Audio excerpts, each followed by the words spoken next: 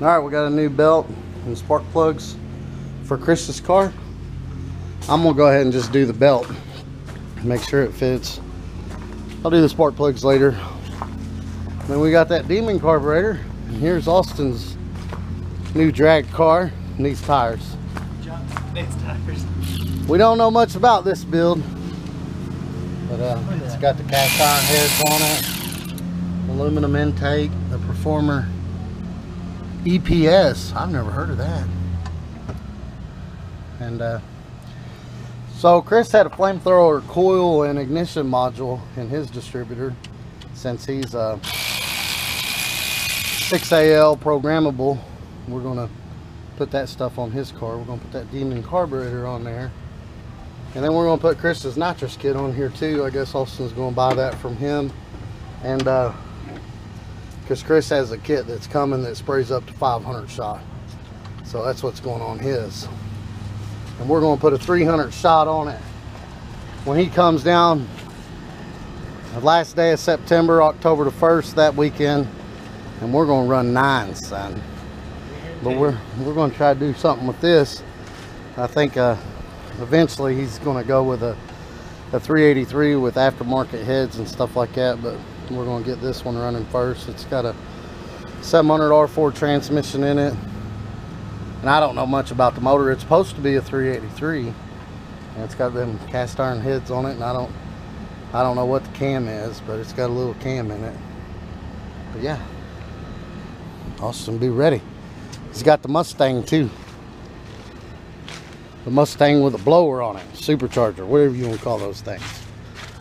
Over the fence there. Mustang. And then I still not sure how good y'all can see that. I'm reaching over the fence. I got a transmission and doors for my Camaro. And we also got a little trailer back there in the back of the carport garage there that we'll be able to use too, to one of these. We drive them to the track, but if they break down, at least we'll have a trailer to get them home a little bit easier than pulling them. But yeah, we're gonna put another carburetor on this. There's no markings on the harmonic balancer, so we ordered the tape. It's a 6 3/4 balancer is what we measured, and they don't even have the timing tab on it, but we ordered a timing tab, harmonic balancer tape, and a piston stop, so we can figure out where it's at, so we can get it timed. And we're also going to pull the valve covers anyway, because we got to pull the valve covers anyway, see what the rockers are doing. So what we'll do is we'll pull the valve covers, we'll let the intake rocker come up, and once it closes, then we put the piston stop in the #1 cylinder, and when we'll turn it over with a wrench on the front until it hits. And then we'll mark that, which we got to put the timing tab in first, and then we'll turn it the other way until it hits, and we'll mark there, and then with the timing tape we'll figure out where the middle of where it hits at, and that's going to be true top dead center. But someone's supposed to deliver that stuff today, so hopefully they come in today so we can do that, because you can't really tune the carburetor until we get it timed. And I think this motor is going to like 36 degrees, so that's where we're going to put it. 34, 36. We're going to go ahead and take this nitrous kit off and put it on the 3rd gen. We got every generation except for the 1st gen of F-body. The 5th gen ain't really an F-body, but some will say that it is, but it's not. But we got every generation here except for the 1st gen. And the 5th gen, if you want to call that an F-body. It's not really an F-body, but I was thinking just Camaros in general. But yeah, Camaros in general. But this is a Trans Am, so we can't go with that either. But anyway, yeah. So what I'm going to do is we're going to just cut the solenoid wires, but I want both of them come together into one wire and then go in here. Actually, no, they don't, because we're running where we had feedback issues on the ground wire.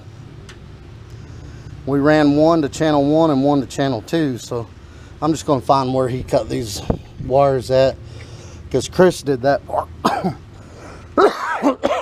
Yeah, I was working, so he came out here and he ran solenoid 1 to stage 1 and solenoid 2 to stage 2. And the reason we did that is because when we ran them both to stage 1 or both to stage 2, it was back feeding the ground and not pulsating the solenoids right. But anyway, I'm gonna find where he spliced these and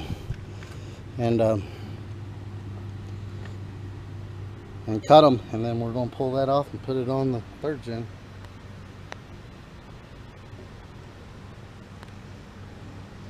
We got the nitrous kit on it, and got the carburetor on it. Unfortunately, the accelerator pump on the rear leaks. That shouldn't be too hard to fix, but there's no timing marks in our balancer. His buddy had a timing tab, but as you can see, that's for like a, what would be like an 8-inch, it looks like, balancer, and that one's a 6 3/4. But we're going to go ahead and make do for that one for now until he can get the right one. So what we did was turn the motor over until the intake valve came up and closed. So the next stroke up is going to be the compression stroke. Once the piston gets to the top, that's going to be top dead center. So I screwed in a piston stop in the #1 spark plug hole, and then this is what goes in to stop the piston. So we're going to screw this in, then he's going to turn the motor over until it hits that. You want to turn it over nice and slow. It's a lot better if you take all the plugs out when you do this, so the motor turns over easier, because you don't want to hit this with the piston really hard. Alright, so now he's going to turn it over nice and easy until you hit it, and it should hit in at least a half a turn, actually a quarter turn.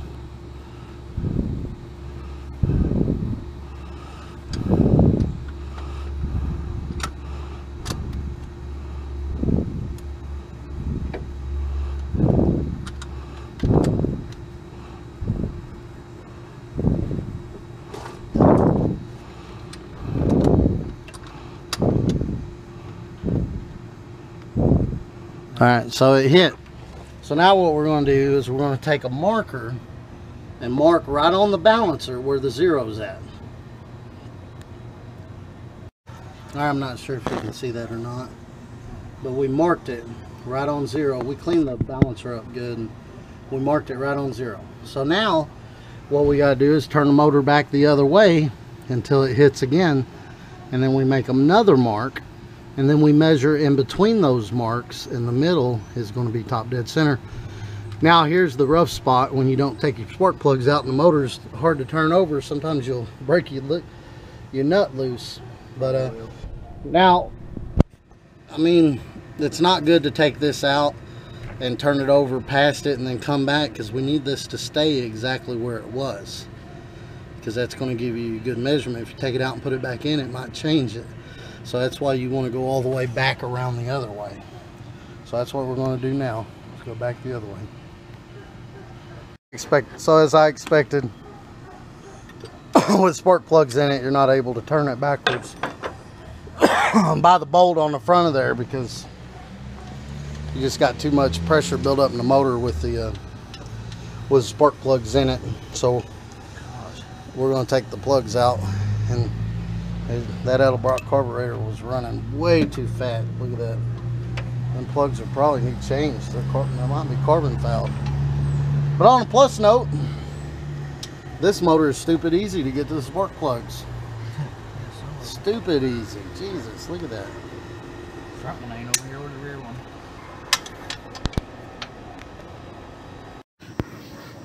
Alright, so even with all the plugs taken out, we had a hard time turning this thing over without the bolt breaking loose. So we had to turn it over at the flywheel, flex plate, and torque converter. So we turned it back over that way. We made a mark.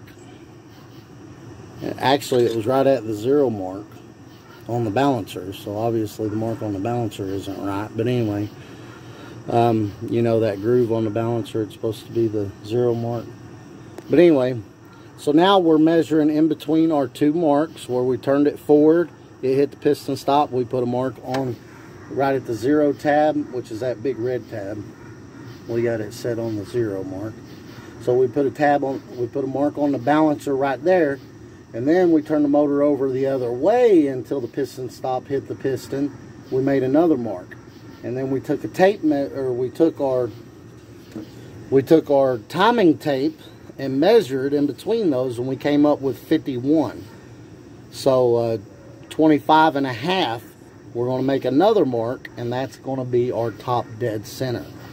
And that's how we're going to get it on top dead center. And then we'll put the timing tape on there from our top dead center mark, and then we'll be good to go. Then we'll be able to time it. Finally found a good belt. It fits Christopher's car perfect. It's a Gates XL 7430. I'm going to keep that. But yeah, fits perfect. I haven't tightened it up yet, but look, it's right in the middle, so I got plenty of adjustment. That last belt, it had me out of adjustment. It still was pretty tight, but I mean, obviously it needed to be tighter, so I'm gonna get this one really tight. So Austin had to order a accelerator pump diaphragm for that new carburetor he got, so we wasn't able to do anything else on it. And he's already got that now, so this coming weekend we're going to put that carburetor back on it and get it in time, and hopefully get the nitrous wired up on it, put some new plugs in it. I got to put new plugs in Christopher's 80 Trans Am, and then I have to put his nitrous kit came in, the one that sprays up to 500 through a plate. So we're going to put that on, and then the weekend after that, October the 1st, we're taking the 80 Trans Am out to the drag strip, and we're going to hit it with a 300 shot. Come to find out, the kit that he had before, it only went up to 200. Now, it says it does 250, but the orifice in the nitrous solenoid is only .078. That is the size of the 200 shot jet size, and you cannot flow more through the solenoid than what the solenoid orifice is, and they tried to adjust for that and say it'll spray 250 by putting a huge nitrous jet in. It's like a .126, but that don't work because the nitrous solenoid is only .078, which is a 200 shot. So we're going to be going up 100 shot. So this thing should definitely run a 9, as long as I didn't hurt it when I overheated it. I mean, I drove it around a little bit and started it, and it doesn't seem to be hurt, but I did get it pretty hot. But we're gonna spray it Friday, October the 1st, and we're gonna try for that 9 on the 80 Trans Am. And then we got to get the Turbo 400 rebuilt and get another drive shaft. I've already got the cross member for that, and get a shifter and everything like that. And then I want to get a RPM tach with a shift light in it. And yeah, so that's what we got planned.